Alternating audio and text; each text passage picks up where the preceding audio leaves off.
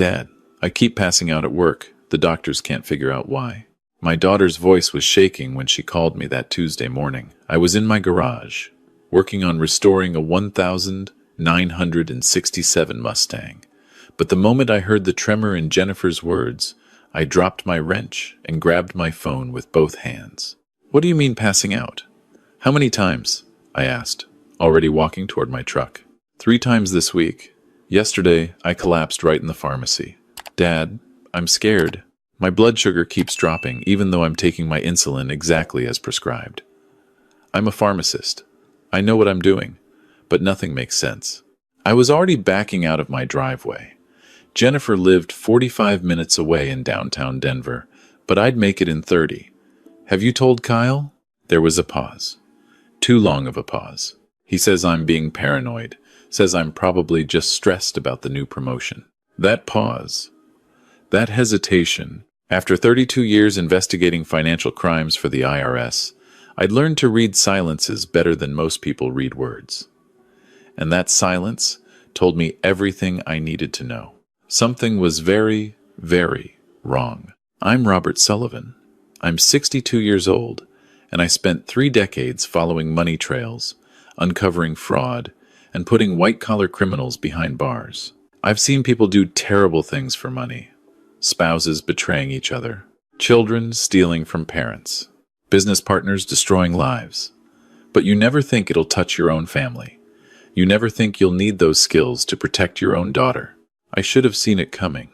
The signs were all there. 3 months ago, Kyle had suddenly become very interested in Jennifer's health. Kept insisting she get a full physical, update her will, increase her life insurance. At the time, I thought he was just being a responsible husband. Jennifer had recently been promoted to lead pharmacist at Denver General, making nearly $200,000 a year. Kyle was a hospital administrator at a different facility, pulling in about the same. They were a successful young couple. Planning for the future made sense. But now, hearing the fear in my daughter's voice, those responsible actions took on a darker meaning. I pulled up to their townhouse in Cherry Creek 28 minutes later. Kyle's BMW was in the driveway. He should have been at work. I knocked, and Kyle opened the door, wearing gym clothes, looking surprised to see me. "Robert, what are you doing here?" Jennifer called. "Said she's been passing out." "Oh, that." He waved his hand dismissively. "She's fine. Just needs to adjust her medication. You know how she gets anxious about health stuff." My daughter was a pharmacist with a doctorate degree. She didn't get anxious about health stuff. She understood health stuff better than most doctors. "Where is she?" "Resting upstairs." "But honestly, Robert, you didn't need to drive all the way here. I've got it under control." I pushed past him. "I'll just look in on her." Jennifer was in bed, pale and sweating. When she saw me, she tried to smile, but I could see how weak she was. "Hey, Dad, you didn't have to come." I sat on the edge of her bed, taking her hand. It was cold and clammy. "Tell me exactly what's been happening." She glanced toward the door where Kyle was hovering, then back to me. "I don't know. For the past 2 weeks, I keep having these hypoglycemic episodes. My blood sugar just crashes, even though I'm monitoring everything. I've been diabetic since I was 12. I know my body. This isn't normal. Have you changed anything? Diet? Exercise? Insulin brand?" "No." "Well," she hesitated again. "Kyle bought me a new insulin supply about 3 weeks ago. Said he got a good deal through his hospital connections. But it's the same brand I always use." Every instinct I had was screaming. I kept my voice calm. "Where do you keep it?" "Downstairs in the fridge." "Why?" "Just curious. You know me? Always methodical." I patted her hand. "Get some rest. I'm going to make you some lunch." I went downstairs. Kyle was in the living room, on his phone. I went to the kitchen, opened the fridge, and found Jennifer's insulin. 3 vials, all from the same batch. I took my phone out and photographed the labels, the lot numbers, everything. Then I did something that 32 years of investigating financial crimes had taught me to do automatically. I looked at what was making money. Who benefited if Jennifer died? I pulled out my phone and called Marcus Chen, An old colleague who'd moved into private investigation after retiring from the IRS. Marcus, I need you to pull some records for me. Quietly. What's going on, Rob? My daughter's sick. Her husband's being weird about it. I need to know if there's any life insurance I don't know about. Give me names and social security numbers. I rattled off Jennifer and Kyle's information. And Marcus, check for any history on Kyle. Previous marriages, criminal records, lawsuits, anything. You think he's dirty? I think my daughter keeps passing out and her husband doesn't seem concerned enough. In my experience, when someone isn't worried about the right things, they're worried about getting caught. I made Jennifer some soup and toast, brought it upstairs, and watched her eat. Kyle came up once, offering to take over, but I told him I wanted to spend time with my daughter. He didn't argue, just went back downstairs. After Jennifer fell asleep, I left, but I didn't go home. I drove to a coffee shop 3 blocks away and waited for Marcus to call back. He called 40 minutes later. Rob, you're going to want to sit down. I'm already sitting. What did you find? Kyle Morrison has a $3 million life insurance policy on Jennifer. Took it out 2 months ago. She's the insured, he's the beneficiary. My blood went cold. $3 million? That's not all. Kyle was married before. Wife's name was Amanda. She died 18 months ago, diabetic, just like Jennifer. Died from complications related to hypoglycemia. I gripped my phone so hard my knuckles went white. How old was she? 31. And Rob. Kyle collected on a $2 million life insurance policy from her death. Jesus Christ, there's more. I pulled Kyle's financials. He's drowning in gambling debts. Owes about $400,000 to various creditors and some very unfriendly people in Las Vegas. His credit cards are maxed out. He's 3 months behind on the mortgage for the townhouse that's in Jennifer's name. The guy is desperate. I was already starting my truck. Send me everything you have. I'm going to the police. Rob, wait. What you have is circumstantial. A suspicious death 18 months ago in another state. Financial troubles. An insurance policy. That's not enough for an arrest. You need hard evidence. He was right. I knew he was right. In my years at the IRS, I'd seen dozens of cases fall apart because we moved too fast, before we had bulletproof evidence. Then I need to get evidence. Be careful. If Kyle is what you think he is, and he knows you're onto him, Jennifer's in more danger, not less. I drove back to Jennifer's townhouse. This time I parked down the street and waited. At 5:30, Kyle came out, got in his BMW, and drove away. I gave him 5 minutes, then let myself in with the spare key Jennifer had given me years ago. I went straight to Kyle's home office. The door was locked, but I'd learned a few things over the years. It took me about 90 seconds to pick it. His desk was covered with bills, credit card statements showing charges at casinos, past due notices from the mortgage company, collection letters. The man was buried in debt. I photographed everything. Then I found his laptop. It wasn't password protected, which told me he never expected anyone to look. I plugged in a thumb drive and started copying files. Financial documents, emails, everything. I was about to leave when I saw a folder labeled Insurance Docs. I opened it. There was the $3 million policy on Jennifer, and underneath it, another document. An email exchange with someone named Richard at an insurance company. Kyle asking about the claim process. Asking how long it typically took to pay out. Asking if there would be an investigation if the death was ruled natural causes. The emails were from 2 months ago, before Jennifer started getting sick. He'd been planning this. I copied everything, shut down the laptop, and got out of there. I was pulling away when Kyle's BMW turned onto the street. I ducked down, watched him park, go inside. My hands were shaking. Not from fear. From rage. I drove straight to the Denver Police Department and asked for Detective Sarah Walsh. She'd worked with me on a fraud case 3 years ago. She was smart, thorough, and she trusted my instincts. When I showed her what I'd found, her expression darkened. This is bad, Rob. But we can't arrest someone for having debt and life insurance. His first wife died the same way. In Nevada. Different jurisdiction. And the death was ruled accidental. We'd need to prove this is a pattern. And we'd need physical evidence, that he's actually doing something to harm Jennifer now. What about the insulin? Can you test it? If we can legally obtain it, yes. But if you just grab it from their house, any defense attorney will get it thrown out. We need Jennifer's consent or a warrant. Get the warrant. Based on what? Your suspicions? A previous wife who died in another state from natural causes? Judge won't sign it, Rob. Not yet.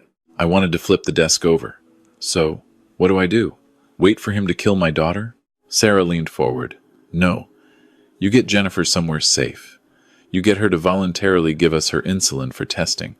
And you get her to file a police report about feeling unsafe. That gives us grounds to investigate further. Once we test that insulin, if it's been tampered with, we have him. And if he realizes she's on to him, that's why you move fast. Tonight. I called Jennifer from the parking lot. Honey, I need you to pack a bag and come stay with me for a few days. Dad, I'm fine. Really, I just need to rest. Jennifer, I'm asking you to trust me. Don't tell Kyle. Just pack a bag and leave. I'll explain everything when you get here. There was a long silence. Then, you found something, didn't you? My daughter was smart. She'd inherited that from her mother. Yes. And I need you safe before I can tell you what. Okay. Give me an hour. Kyle's going to the gym. I'll leave then. 53 minutes later, Jennifer's car pulled into my driveway. She looked terrified. I brought her inside, sat her down, and told her everything. She went white, then green, then ran to the bathroom and threw up. When she came back, her hands were shaking. His first wife. He told me she died in a car accident. He lied. He's been trying to kill me. Yes. She started crying. Not the soft tears of sadness, but the horrible, wrenching sobs of betrayal and fear and rage. I held my daughter while she broke apart, and I promised her what I'd been promising her since she was born. I'll protect you. I swear to God, Jennifer, I will protect you. The next morning, we went to the police station. Jennifer brought her insulin and filed a formal report. Detective Walsh sent the insulin to the lab with a rush order.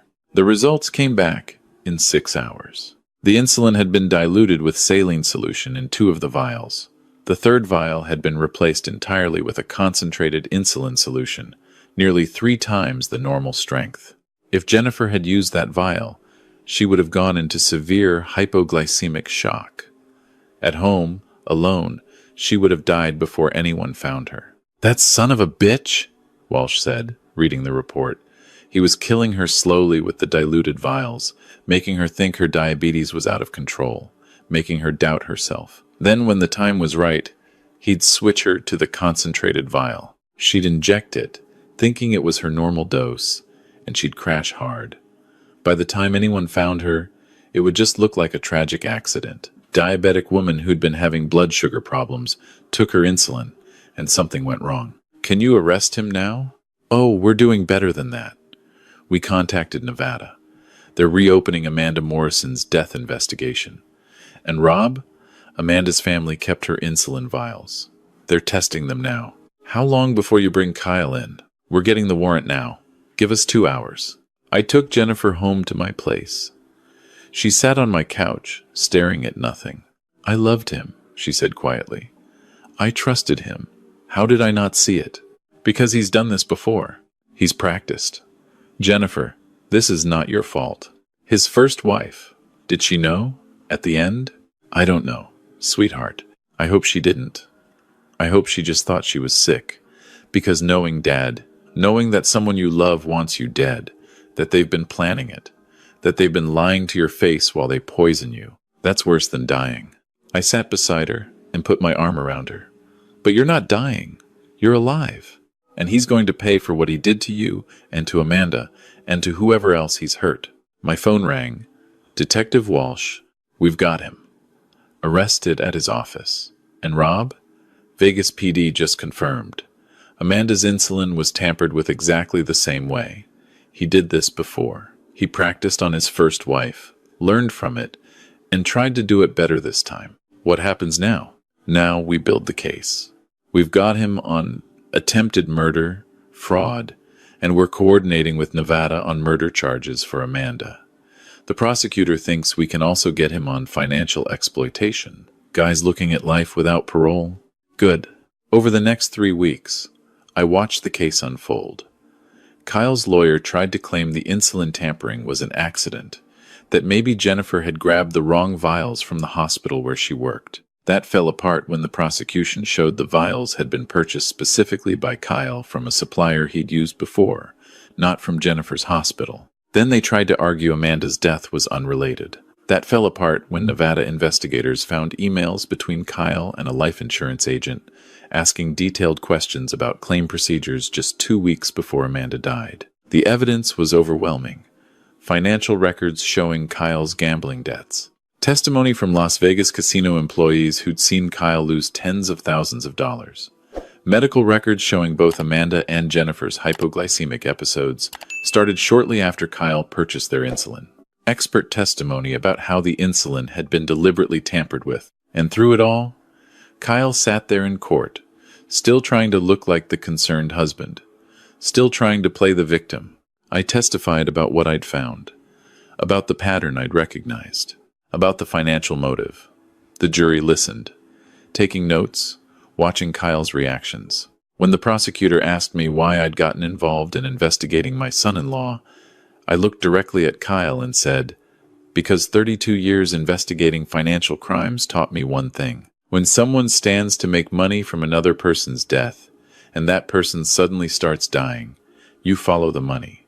And the money trail led straight to him. Kyle's face flushed red. For the first time, I saw the mask crack, saw the rage underneath.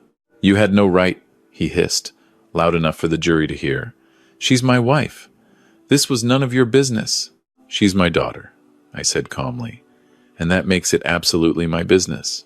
The trial lasted 4 weeks. The jury deliberated for 6 hours.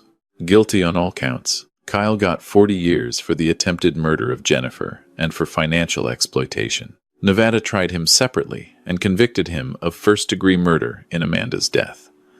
That got him life without parole. The sentences would run consecutively. The judge, a woman in her 60s who'd been remarkably patient throughout the trial, had some final words at sentencing. Mr. Morrison, you are a predator. You targeted vulnerable women, gained their trust, married them, and then systematically murdered them for financial gain. You showed no remorse, no humanity, no conscience. The only reason Jennifer Sullivan is alive today is because her father recognized what you were doing. You underestimated him. You assumed that because he was retired, because he was just a concerned father, he wouldn't see through your carefully planned scheme. That was your fatal error. She looked at me then. Mr. Sullivan, your daughter is alive because you paid attention, because you trusted your instincts, because you spent 32 years learning to recognize predators. This court commends you for your diligence and your courage. After the sentencing, Jennifer and I walked out of the courthouse together into the Colorado sunshine. She'd lost weight during the trial, looked older than her 34 years, but she was alive. She was safe. What now? She asked me. Now you heal, you divorce him, you rebuild your life, and you never, ever doubt yourself again. I don't know if I can trust anyone again, Dad. You will. It'll take time, but you will. Because Jennifer, what happened to you wasn't about your judgment. It was about his evil. He's a practiced con artist who'd done this before. You didn't fail. You were targeted by a professional predator. She leaned against me. Thank you for seeing what I couldn't see. That's what fathers are for. 6 months later, Jennifer moved into a new apartment. She was seeing a therapist twice a week, working through the trauma.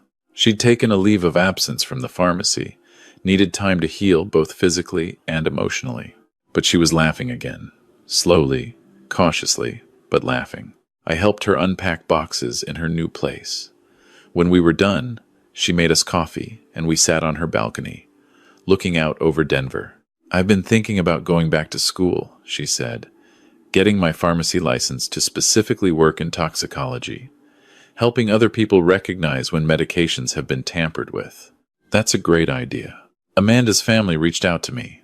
They want to start a foundation in her name, raising awareness about medical manipulation and intimate partner violence. They asked if I'd help. I smiled. Your mother would be so proud of you. Jennifer's mother, Catherine, had died from breast cancer when Jennifer was 18. Catherine had been a nurse, fiercely dedicated to helping others. If she'd been alive, she would have spotted Kyle immediately. She'd had great instincts about people. "I keep thinking about Amanda," Jennifer said quietly. "She didn't have anyone to protect her. No one questioned it when she died. Kyle just collected his money and moved on to find the next target. But because of you, there won't be a next target. You stopped him." "We stopped him, Dad." I raised my coffee cup. "To stopping the bad guys." She clinked her cup against mine. "And to dads who pay attention." That night, driving home, I thought about how close we'd come to losing Jennifer.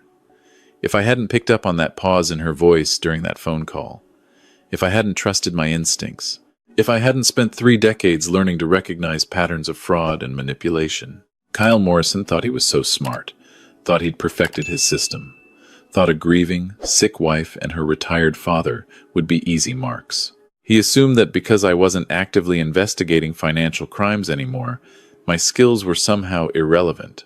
He saw what he wanted to see, a concerned father who could be dismissed, managed, deceived. He was wrong, because you don't stop being an investigator just because you retire. The skills don't disappear. The instincts don't fade. You don't forget how to read people, how to follow evidence, how to recognize when numbers don't add up and stories don't make sense. Kyle Morrison spent 2 years planning Jennifer's murder. He researched insulin dilution methods. He studied Amanda's case to learn from his mistakes. He carefully constructed his financial alibi. He thought he'd covered every angle. But he forgot one thing. He forgot that fathers protect their daughters, that some fathers have spent decades learning exactly how to hunt predators like him, that retirement doesn't erase experience, it just means you have more time to use it. Now he has the rest of his life in prison to think about that mistake. To remember the moment in that courtroom when he realized his carefully constructed plan had been torn apart by a 62-year-old retired investigator who paid attention when his daughter's voice shook during a phone call. Jennifer is alive. Kyle is in prison. Amanda's family has closure. Justice was served. And every time my phone rings and I hear Jennifer's voice strong, healthy, alive, I remember why I spent 32 years learning to recognize evil. Not just to punish it after the fact, but to stop it before it's too late. Some people think retirement means you're done, that your useful years are behind you, that you're just a dad, just a grandfather, just someone who tinkers with old cars in their garage. Kyle Morrison thought that too. He thought wrong. And that's the thing about underestimating people. When you assume someone is weak, powerless, or irrelevant just because they're older or retired, you stop being careful. You make mistakes. You get sloppy. Kyle got sloppy. I was paying attention, and my daughter is alive because of it.